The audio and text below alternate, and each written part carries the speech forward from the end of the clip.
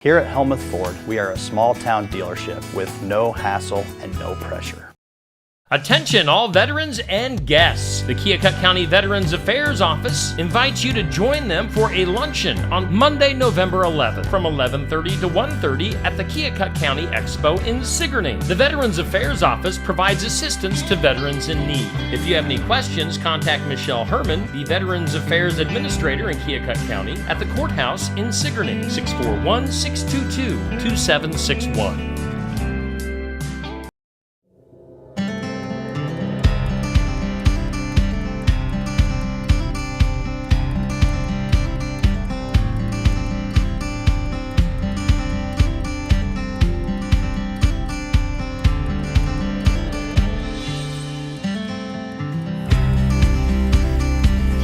Good morning and welcome to Naturally Speaking. I'm Laura DeCook, the naturalist for the Mahaska County Conservation Board.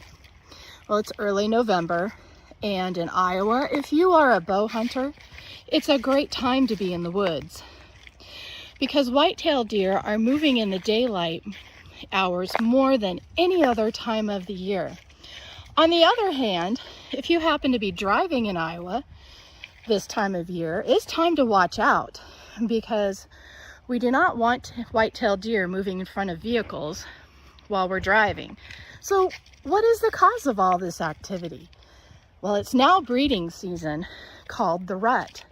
So what else would cause a normally wary white-tail buck to run in front of your vehicle without thinking twice?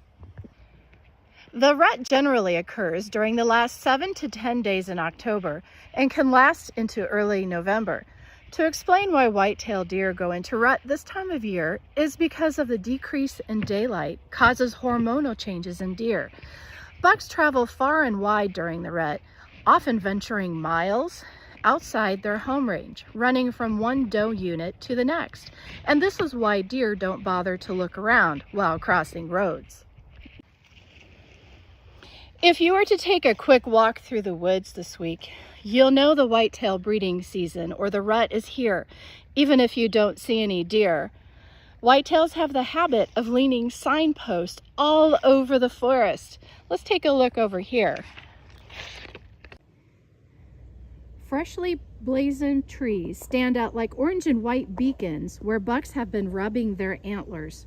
The rubs are easy for us to see, but for a deer, whose nose is as good as a bloodhound's, they're also easy to smell. A buck combines scent from his preorbital glands on his forehead with the fresh sap and newly exposed wood of the tree to leave his personal signature. It's kind of like street gangs marking their turf with graffiti.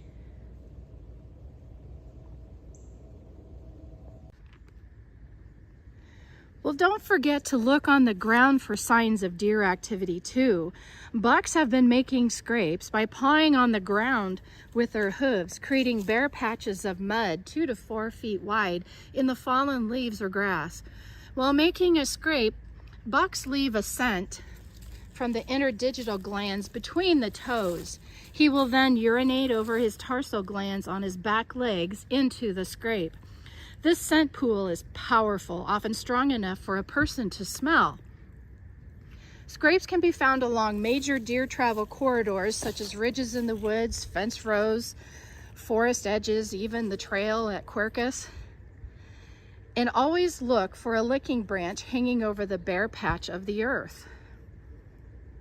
This will be a small limb about 5 feet off the ground that has been frayed at the end by a buck chewing and rubbing its scent on it. Well, while you're in the woods, you'll want to keep your ears open for whitetails too. Deer become increasingly vocal this time of year. Grunts and growls and snorts and bleating can be heard from nearby bucks and does alike. So the next few weeks will be the best time to view whitetails in action. So keep your eyes, your ears, and even your nose out for deer when you're in the woods and driving on the roads this time of year. Well, thanks for joining me today in Mahaska County's great outdoors. I hope you are enjoying the fall season in Mahaska County.